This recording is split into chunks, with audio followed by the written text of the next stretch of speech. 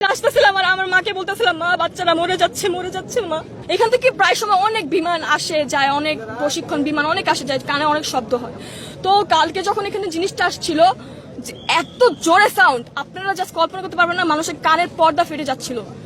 জিনিসটা আমি জাস্ট 5 সেকেন্ডের মধ্যে দেখি এখানে এসে পড়ছে। আমি জাস্ট কল্পনা আমি জাস্ট বুঝতেছিলাম না যে আমার কলেজটা হচ্ছে কি। হঠাৎ করে দেখি বাচ্চাদের কলেজটা ফেটে, আগুন ফেটে এই উপরে উঠে আসছে। আমি বলতেছি এখানে তো অনেক বাচ্চারা আছে। আমি দৌড় দিয়ে এখানে আসতেছিলাম আর আমার মাকে বলতেছিলাম, মা বাচ্চারা মরে যাচ্ছে মা। আমি এখানে এসে দেখি কিছু কিছু বাচ্চার পাটা ছড়ায় আছে, কিছু কিছু বাচ্চা মোরা দেহ ছড়ায় আছে অর্ধেক। আপনারা কি তাদের বাঁচায় আনতে পারবেন? তারা কি আর জীবনে তাদের মা বাবার কোলে আসতে পারবে? আপনারা বলেন।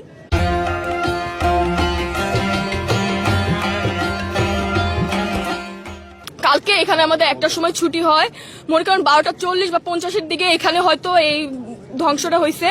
তো আমি যখন সামনের দিকে আসি, অনেক বাচ্চাদের মরদেহ আমি সবসময় ফোনে দেখছি, খবরে দেখছি। আমি কখনো কল্পনা করি না যে চোখের সামনে আমাকে এইগুলো দেখতে হবে। দেখতেছিলাম বাচ্চারা নিজের শরীর চামড়া পুড়ে যাচ্ছে, সেই অবস্থায় হাঁটতেছে, জানের ভিক্ষা করতেছে, আমাকে কেউ বাঁচাও বাঁচাও।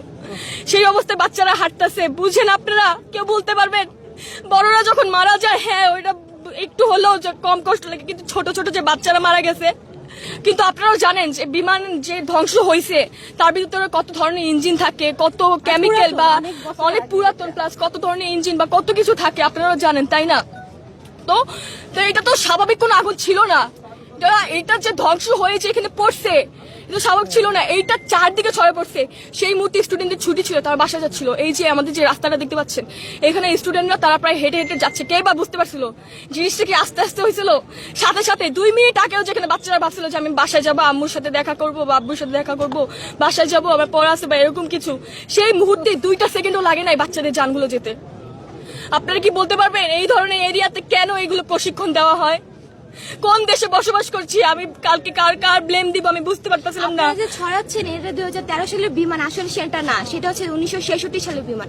এত ফেক নিউজ কেন ছড়াচ্ছেন যে 19 থেকে 20 জন বাচ্চা মারা গিয়েছে, যেখানে হচ্ছে 200 জনের মতো বাচ্চা নিহত হয়েছে, আহত আরো অনেকে হয়েছে, এখনো নিখোঁজ অনেকে, অনেক মায়ের বুক খালি হয়েছে। নিচতলায় উত্তর কি আপনি দিতে পারবেন?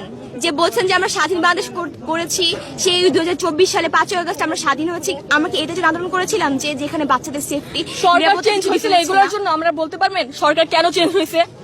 তারা এত আধুনিক বাংলাদেশ তৈরি করতেছে। দাবি যে এই এত পুরানা বিমান দিয়া কেন এই ট্রেনিং গুলি করা, আর এই ট্রেনিং গুলি কেন এইসব জায়গা আনে? বাইরে এরিয়া আছে, দিনাজপুর আছে, পঞ্চগড় আছে, চিটাগাং আছে, এইসব জায়গা করাইতে পারে। এইসব জায়গা বাচ্চাদের উপরে কেন করলো এই জিনিসগুলি? মর্মান্তিক ঘটনা। আমার কান্দন, আমার চোখের পানি কালকে আমি ধরে রাখতে পারি না। যে মা বাপের কাছে বাচ্চা বলে আসছে যে আম্মু আমি স্কুলে যাচ্ছি, দুপুরে আমি এই জিনিসটা খাবো, সে জিনিসটা আমি খাইতে পারি নাই। আর এই বাচ্চা মিনিটের ভিতরে এই বিমান এইভাবে পইরা বাচ্চাগুলি ধ্বংস হয়ে গেছে। কারো সর নাই, কারো এই প্যান পুইরা যে চামড়ার সাথে লাগিয়া রয়েছে। এইসব ঘটনা চোখের সামনে কে ধৈর্য থাকতে পারবে?